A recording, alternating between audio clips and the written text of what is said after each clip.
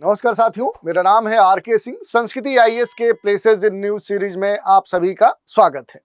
जैसा कि आप सभी जानते हैं कि हम अपने इस सीरीज में चर्चा में रहने वाले स्थानों के बारे में मानचित्र के माध्यम से उन पर प्रकाश डालते हैं। तो इसी क्रम में आज हम जिस प्लेस की चर्चा करने वाले हैं वो प्लेस है नीलम वैली, जिसे परियों की घाटी कहा जाता है। और ये भी कहा जाता है कि अगर धरती पे कहीं भी स्वर्ग है तो वो स्वर्ग कहाँ पर है, वो नीलम घाटी क्षेत्र में ही है। यानी कि ये पूरा जो क्षेत्र है उसे इस धरती का स्वर्ग भी कहा जाता है। तो देखेंगे कि आखिर धरती का ये जो स्वर्ग है नीलम घाटी क्षेत्र, आखिर इसकी अवस्थिति कहाँ पर है, ये कहाँ पर हमें देखने को मिलता है, इसकी क्या विशेषताएं हैं। चाहे वो बात करें हम इसके भौगोलिक विशेषता की बात करें, चाहे हम इसके इकोलॉजिकल विशेषता की बात करें, चाहे इसके आर्थिक विशेषता की बात करें, इन सभी पहलुओं पर एक एक करके हम चर्चा करेंगे। इसके अलावा इससे जुड़े हुए जितने भी अहम प्लेसेस होंगे उन पर भी हम बात करने वाले हैं। तो चलिए स्टार्ट करते हैं और देखते हैं कि आखिर जो नीलम वैली है ये क्यों चर्चा में है। तो देखिए, परियों की जो घाटी है, जिसे जो नीलम वैली है, इसको यूं ही नहीं कहते हैं धरती का स्वर्ग, ये बात कही जा रही है।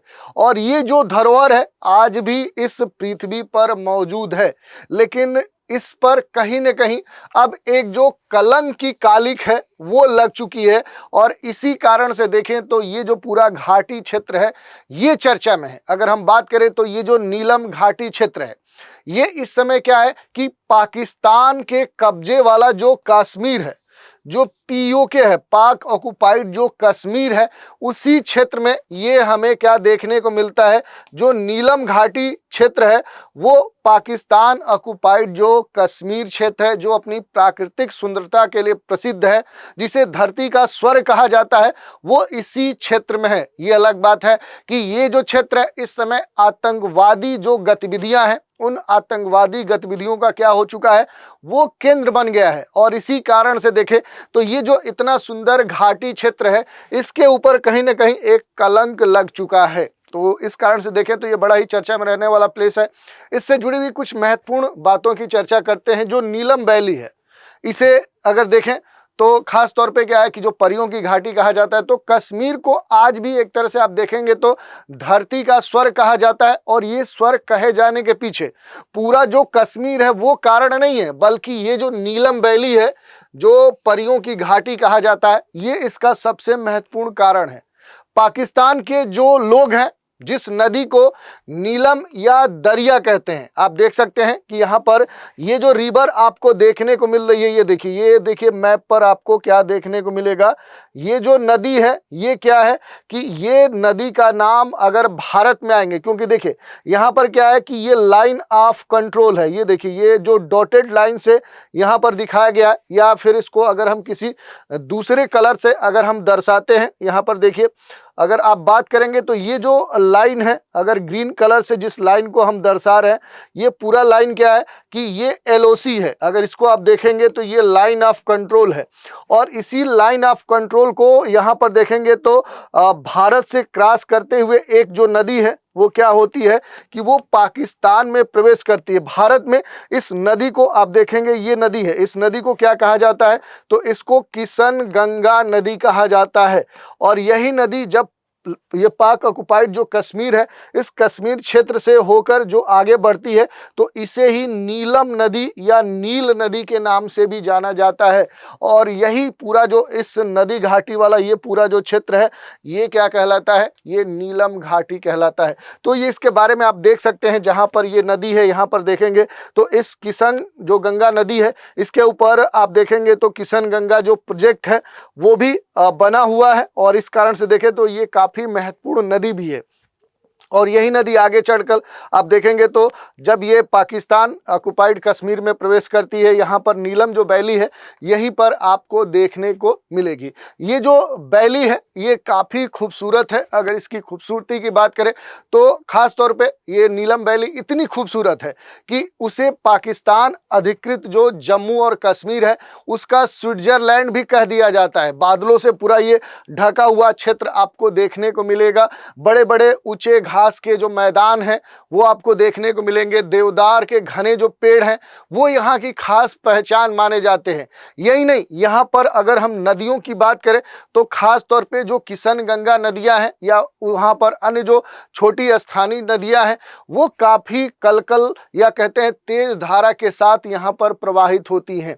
और नीलम जो नदी है उसकी जो धारा है वो अन्य नदियों की अपेक्षा और भी तेजी से प्रवाहित होती है। और इसी की वजह से जो स्थानीय लोग हैं वो कहीं ना कहीं इस जादुई शक्ति, इस चमत्कार के आधार पर ये पूरा जो क्षेत्र है जो नीलम नदी घाटी क्षेत्र के नाम से जाना जाता है, इस कारण से इसे परियों की घाटी भी कहते हैं। यही नहीं, स्थानीय जो लोग हैं उनकी मान्यता ये भी रही है कि जो नीलम है, जो दरिया है, इसका जो इलाका है यहाँ पहले परियां रहती थी, ये परियों का घर है और ये बहुत ही रहस्यमयी संसार है। इस तरह की जो बहुत सारी भ्रांतियां हैं वो भी यहाँ पर फैली हुई है।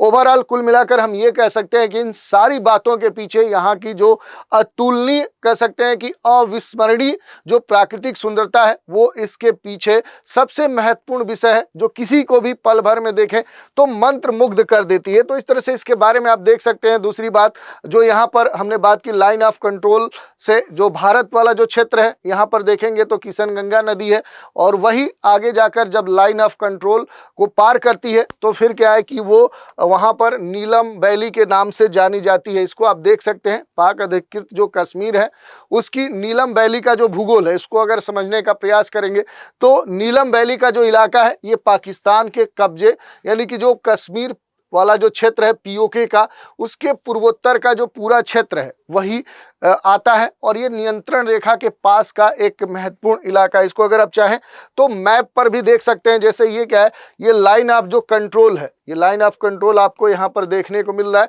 और यहीं पर ये वाला जो क्षेत्र है ये क्या कहलाता है, यही नीलम वैली या परियों की घाटी वाला क्षेत्र कहलाता है। तो इस कारण से यहाँ पर अगर देखें तो बड़ी संख्या में जो पर्यटक है वो जाते हैं, लेकिन चूंकि इस समय यहाँ की जो परिस्थितियाँ हैं और ख़ास तौर पर देखें ये पाकिस्तान या पीओके के कह सकते हैं कि क्षेत्र में अवस्थित है, इस कारण से भारतीय यहाँ पर नहीं जा सकते।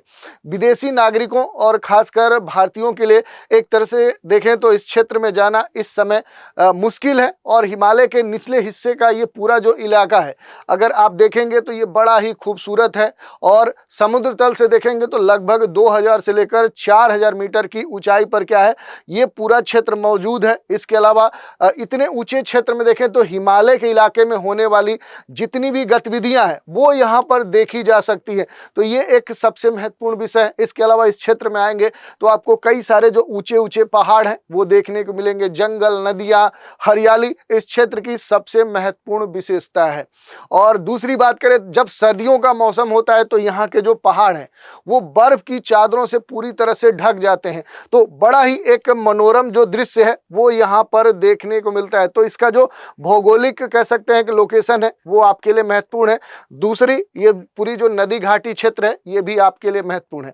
इसके अलावा अगर हम बात करें तो यहाँ पर नीलम घाटी से जुड़े हुए कई सारे महत्वपूर्ण तथ्य हैं। जैसे ये क्या है, हिमालय का निचला इलाका माना जाता है, 2000 से 4000 मीटर की ऊंचाई पर ये पूरा नीलम जो नदी घाटी क्षेत्र वो आपको देखने को मिलेगा।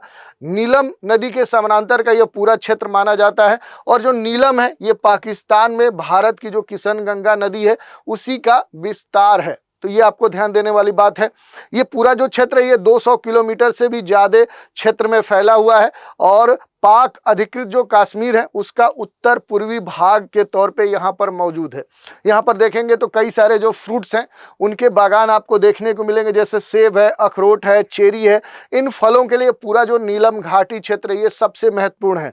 इसके अलावा देखेंगे तो हिमालय के जो भूरे भालू हैं, जो मारखोर है, हिम जो तेंदुए हैं वो यहाँ पर पाए जाते हैं। और कश्मीरी और जो गुज्जर समुदाय है वो मूल रूप से क्या है कि यहाँ पर निवास करते हैं। तो ये भी आपको ध्यान देने वाली बात है कि यहाँ पर कश्मीरियों के अलावा जो गुज्जर समुदाय है वो मुख्य रूप से पाए जाते हैं। तो ये यहाँ की कुछ महत्वपूर्ण विशेषताएं थी।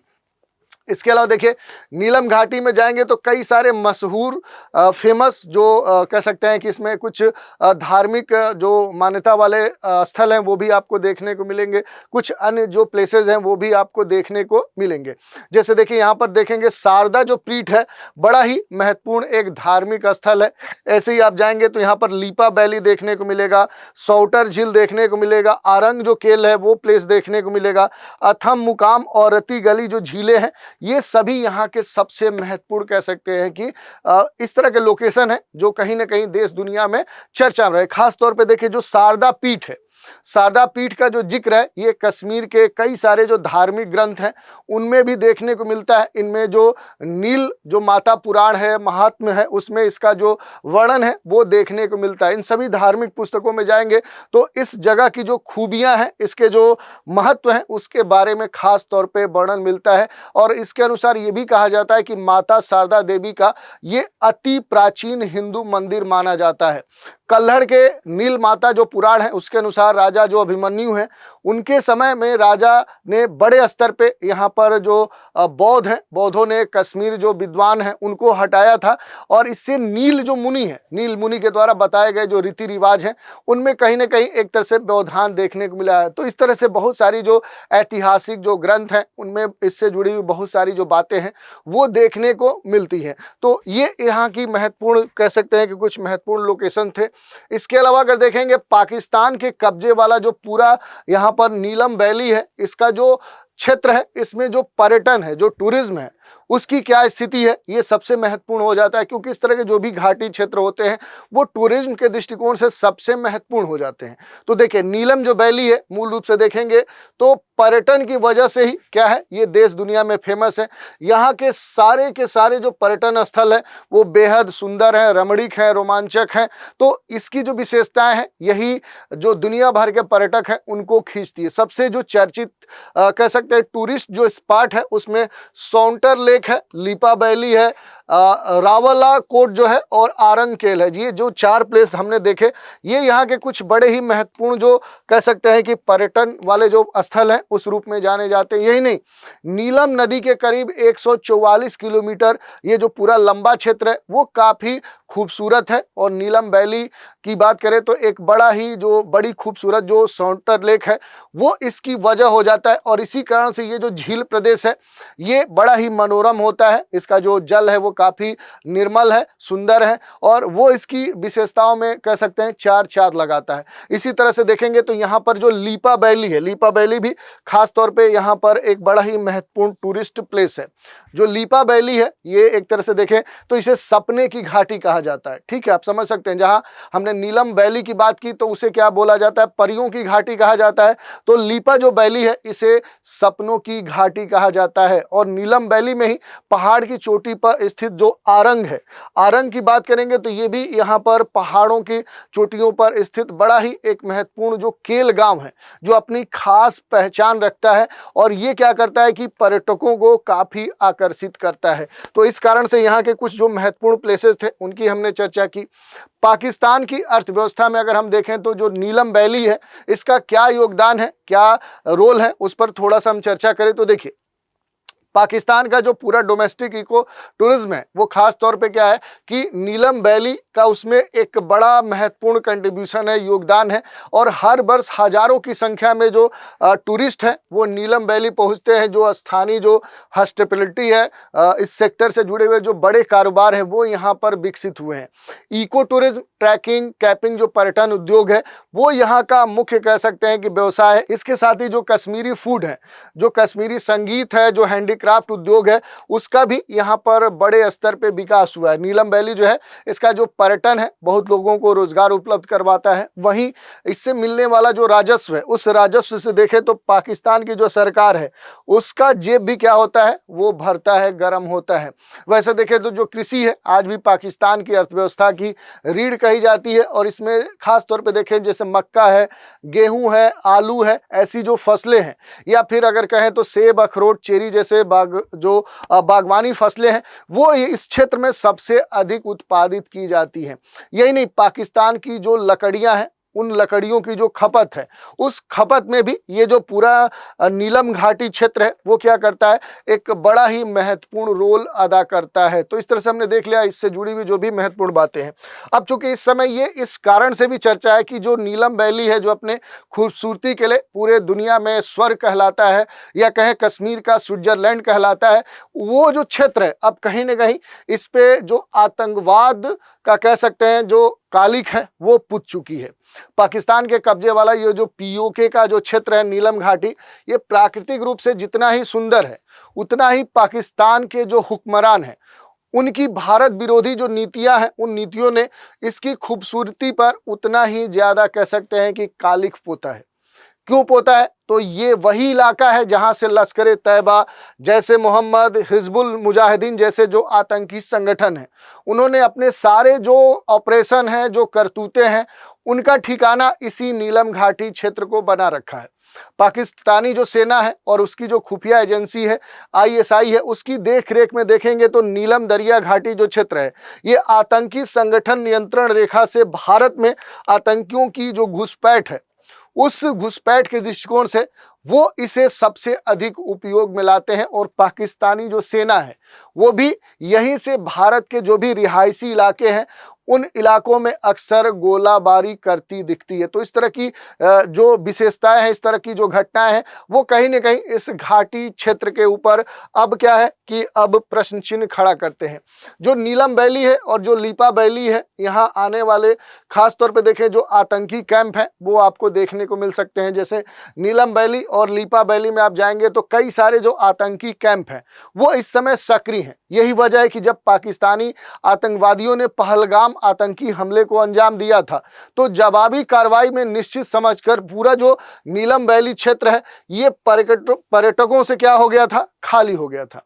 उनकी आशंका सही साबित भी हुई जब भारत ने अपना ऑपरेशन सिंदूर है, सिंदूर में भारतीय सेना ने पहले तो आतंकी ठिकाने ध्वस्त किए, उसके बाद में जब पाकिस्तानी सेना ने हमारे सैन्य ठिकानों को टारगेट करना शुरू किया, जब निशाना बनाना शुरू किया, तो जवाबी कार्रवाई में पाकिस्तानी फौज को जबरदस्त इसका नुकसान हुआ था। जानकारी यहाँ तक आई है कि पाकिस्तानी सेना के जो कमांडर हैं उन्होंने किसी मस्जिद में छिपकर अपनी जान बचाई, बाकी सैनिकों ने पहले ही अपनी जान बचाने के लिए कहीं ना कहीं इस तरह की जो स्थिति है उसका सहारा लिया था। और इस तरह से देखें तो धरती का जो स्वर्ग है आज पाकिस्तान के कब्जे में होने की वजह से पूरी तरह से देखें तो जो स्वर्ग है वो जहन्नुम, एक तरह से देखें तो नरक बन चुका है। और इसे जब तक छुटकारा नहीं मिलता है, जब नीलम वैली को आतंकवाद से मुक्ति दे दी जाएगी, तब ये अपनी जिस विशेषता के लिए देश दुनिया में चर्चा में रहा है, फिर से वो स्थिति यहाँ बहाल हो जाएगी। और हो सकता है कि पाकिस्तान ऑक्युपाइड जो कश्मीर है आने वाले समय में भारत के क्षेत्र में शामिल भी कर लिया जाए। इसके लिए कहीं ना कहीं रणनीतिक स्तर पे भारत ने अपनी पहले स्टार्ट कर दी है। तो ये हमने इस पूरे न्यूज़ से जुड़ी हुई और इस प्लेस से जुड़ी हुई जितनी भी महत्वपूर्ण बातें हैं उन पर चर्चा कर ली। थोड़ा सा किशनगंगा नदी के बारे में देख लेते हैं। इसका जो एक्चुअल जो जोग्राफिकल लोकेशन है, जो भौगोलिक अवस्थिति है, उसकी अगर हम बात करें तो यहाँ पर आप देखेंगे तो मूल रूप से क्या है कि जो लाइन ऑफ जो कंट्रोल है, जो एलओसी है, वहीं पर अगर देखेंगे तो यहाँ से ये जो नदी है ये स्टार्ट होती है और फिर आगे चलकर जो झेलम नदी है, झेलम नदी से क्या हो जाती है, ये आगे चलकर मिल जाती है। तो मूल रूप से अगर आप देखेंगे तो जो यहाँ पर जो किशनगंगा नदी है, ये इंडिया वाले पार्ट में अगर देखेंगे तो इसे किशनगंगा कहा जाता है। जब यही नदी आगे अगर देखेंगे पीओके वाले क्षेत्र में जाती है तो इसका जो नाम हो जाता है वो नीलम या फिर दरिया हो जाता है। तो ये भी ध्यान रखिए, नीलम जो दरिया है वो किशनगंगा नदी ही है, जिसे पाकिस्तान में क्या बोला जाता है, तो नीलम दरिया कहा जाता है। तो इस तरह की बातें हैं। दूसरी बात देखिए, इस नदी की बात करें तो इस नदी की जो उत्पत्ति है वो सोनमर्ग जो शहर पाकिस्तान वाले क्षेत्र में है, उस शहर के पास जो किशनसर झील है, अगर आप देखेंगे तो एक झील देखने को मिलेगी। उसी झील से इसकी कह सकते हैं ये झील से शुरू होती है और उत्तर की ओर बढ़ने के बाद आप देखेंगे तो जो बदोआब जो गांव है उसके पास द्रास से आने वाली एक और जो इसकी ट्रिब्यूटरी है वो इससे आकर मिल जाती है। और फिर आगे बढ़ते हुए नदी कहाँ से मिल जाती है, तो इधर से जो झेलम नदी आती है उस झेलम नदी से आकर ये मिल जाती है। तो ओवरऑल कह सकते हैं कि किशनगंगा क्या है, झेलम की ही एक सहायक नदी है, जिसे पाकिस्तान में देखें तो नीलम नदी या नीलम दरिया के नाम से जाना जाता है। पाकिस्तान में देखें तो इस नदी को, किशनगंगा जो नदी है जिसे निज़ाम भी कहा जाता है, और किशनगंगा जो नदी घाटी परियोजना है, ये जम्मू कश्मीर का जो क्षेत्र है, इस क्षेत्र में बड़ा ही महत्वपूर्ण एक परियोजना है। और इस परियोजना के तहत देखें तो ये जो किशनगंगा नदी है, इस नदी का जो पानी है और झेलम नदी में एक बिजली जो संयंत्र है, उसके दृष्टिकोण से ये काफ़ी महत्वपूर्ण माना जाता है। ये अलग बात है कि भारत पाकिस्तान के बीच में जो सिंधु नदी है, सिंधु नदी की जो सहायक नदियां हैं, उन नदियों के जल बंटवारे को लेकर जो एक समझौता हुआ था, जिसमें विश्व बैंक जो था वो मध्यस्थता की थी। लेकिन अब चूंकि तनाव की स्थिति में जब पहलगाम आतंकी हमला हुआ था, भारत ने इस सिंधु नदी और इसकी सहायक नदियों के जल बंटवारे से जुड़ी हुई जो संधि थी, उसे अब खारिज कर दिया है। और इस कारण से देखें तो अब जो परिस्थितियां हैं वो काफ़ी विकट हो चुकी हैं, और आने वाले समय में हो सकता है कि पाकिस्तान के लिए जो जल संकट है वो एक बड़ा इशू बनकर उभर जाए, और हो सकता है कि आने वाले समय में भारत के द्वारा जो पाक अधिकृत कश्मीर है उसके ऊपर भी अधिकार करते हुए ये जो क्षेत्र है, ये फिर से भारत का जो क्षेत्र था उसे भारत में मिला लिया जा सकता है। तो ये सारी बातें हैं, और उस समय हो सकता है कि जो ये स्वर्ग है, ये धरती का जो स्वर्ग है, वो अब भारत में होगा, और ये अपनी जो खासियत थी उसके लिए फिर से देश दुनिया में विख्यात होगा। तो ये पूरा प्लेस था जिसके बारे में हमने चर्चा की। इसी से जुड़ा हुआ एक प्रश्न है। प्रश्न क्या है? किशनगंगा नदी निम्नलिखित में से किसकी सहायक नदी है? झेलम, ब्यास, रावी या फिर सतलुज? तो आपको बताना है कि जो किशनगंगा नदी है, जिसे पाकिस्तान अधिकृत कश्मीर क्षेत्र में नीलम दरिया के नाम से जाना जाता है, तो ये नदी किसकी सहायक नदी है? और इस प्रश्न का उत्तर आपको हमें कमेंट के माध्यम से देना है। तो आज के एपिसोड में इतना ही रखते हैं। इसके अगले एपिसोड में एक और महत्वपूर्ण प्लेस पर चर्चा करने के लिए आपसे रूबरू होंगे। तो आज के एपिसोड में इतना ही। आप सभी हमारे साथ बने रहें, इसके लिए धन्यवाद।